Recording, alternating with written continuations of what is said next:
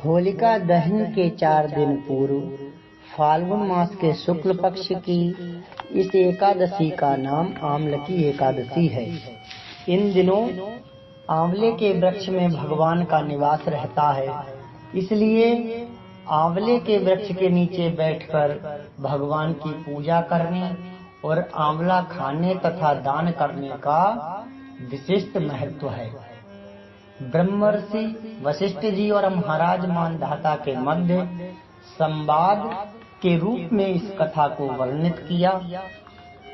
त्रेता युग में एक दिन महाराज मानधाता ने ब्रह्मर्षि वशिष्ठ जी से अनुरोध किया कि हे मुनिवर, यदि आप मुझसे प्रसन्न हैं तो कृपा पूर्वक मुझे कोई ऐसा व्रत बतलाइए जिसको करने से मेरा सब प्रकार से कल्याण हो। महर्षि वशिष्ठ ने उत्तर दिया कि हे राजन, यूं तो सभी व्रत उत्तम हैं, परंतु इनमें सर्वोत्तम है आमलकी एकादशी व्रत। फाल्गुन मास के शुक्ल पक्ष की इस आमलकी एकादशी का व्रत करने से सभी पाप नष्ट हो जाते हैं। इस व्रत को करने से 1000 गायों के दान करने के बराबर पुण्य प्राप्त होता है। इस बारे में एक कथा मैं आपको सुनाता हूँ, ध्यान पूर्वक सुनिए। वैदिक नामक एक नगर में ब्राह्मण, क्षत्रिय, वैश्य और शूद्र चारों वर्णों के परिवार आनंद पूर्वक रहा करते थे। वहाँ पर सदैव वेद ध्वनि गूंजा करती थी। पापी, दुराचारी तथा नास्तिक कोई नहीं था। उस नगर में चैत्र रथ नाम का चंद्रवंशी राजा राज्य करता था। सभी नगरवासी भगवान विष्णु के परम भक्त थे और सभी नियम पूर्वक एकादशियों का व्रत किया करते थे। प्रत्येक वर्ष के समान फाल्गुन मास के शुक्ल पक्ष की आमलकी एकादशी आई। उस दिन राजा, प्रजा तथा बाल वृद्ध सबने हर्ष पूर्वक व्रत किया।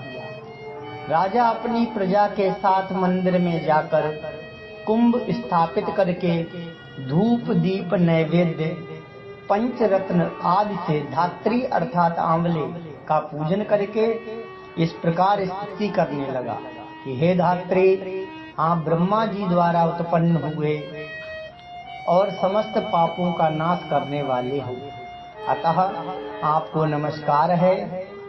अब आप मेरा अर्घ्य स्वीकार करें। आप रामचंद्र जी द्वारा सम्मानित हो। मैं आपसे प्रार्थना करता हूँ कि आप मेरे समस्त पापों को समूल नष्ट करें। मंदिर में सबने रात्रि को जागरण किया। रात के समय वहाँ एक वहेलिया आया जो अत्यंत पापी और दुराचारी था। वह अपने कुटुंब का पालन जीव हिंसा करके किया करता था। उस दिन उसे कोई शिकार नहीं मिला था, अतः निराहार रहना पड़ा। भूख तथा प्यास से अत्यंत व्याकुल वह बहेलिया मंदिर के एक कोने में बैठ गया और विष्णु भगवान तथा एकादशी महात्मा की कथा सुनने लगा। इस प्रकार अन्य मनुष्यों की भांति उसने भी सारी रात जागकर बिता दी। प्रातः काल घर आकर उसने भोजन किया। कुछ समय बाद उस बहेलिये की मृत्यु हो गई। आमलकी एकादशी का व्रत व जागरण करने के कारण अगले जन्म में उस बहेलिये ने राजा विदुरथ के घर जन्म लिया। उसका नाम वसुरथ रखा गया। युवा होने पर वह चतुरंगिणी सेना तथा धन धान्य से युक्त होकर 10,000 ग्रामों का पालन करने लगा। वह तेज से सूर्य के समान, कांति में चंद्रमा के समान, वीरता में भगवान विष्णु के समान और क्षमा में पृथ्वी के समान था। वह अत्यंत धार्मिक, सत्यवादी, कर्मवीर एवं विष्णु भक्त राजा बना। प्रजा का समान भाव से पालन, यज्ञ करना तथा दान देना उसका नित्य का कर्तव्य था। एक दिन राजा वसुरथ शिकार खेलने के लिए बन गया। दैव योग से वह मार्ग भूल गया और रात्रि हो जाने पर उसी वन में एक वृक्ष के नीचे सो गया। थोड़ी देर बाद पहाड़ी मलेच्छ वहां आए और राजा को अकेला देखकर मारो मारो की आवाजें लगाते हुए बसूरत की ओर दौड़े।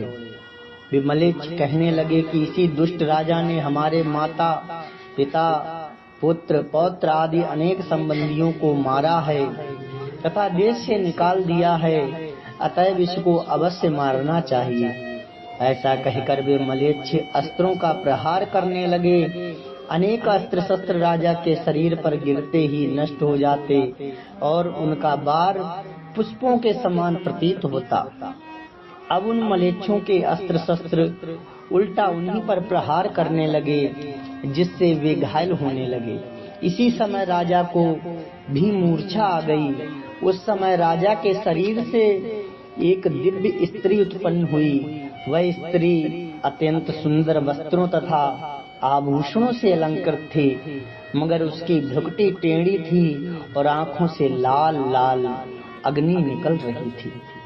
वह स्त्री मलेच्छों को मारने दौड़ी और थोड़ी ही देर में उसने सब मलेच्छों को काल के गाल में पहुंचा दिया। जब राजा सोकर उठा तो इन मलेच्छों को मरा हुआ देखकर सोचने लगा कि इन शत्रुओं को किसने मारा है। वह ऐसा विचार कर ही रहा था कि तभी आकाशवाणी हुई, हे राजन, इस संसार में भगवान विष्णु के अतिरिक्त कौन तेरी सहायता कर सकता है। इस आकाशवाणी को सुनकर राजा अपने नगर को चला आया और सुख पूर्वक राज्य करने लगा। महर्षि वशिष्ठ जी आगे बोले, हे राजन, यह आमलकी एकादशी के व्रत का प्रभाव था। जो मनुष्य इस आमलकी एकादशी का व्रत करते हैं वे सभी कार्यों में सफल होकर अंत में भगवान विष्णु के लोक को प्राप्त होते हैं।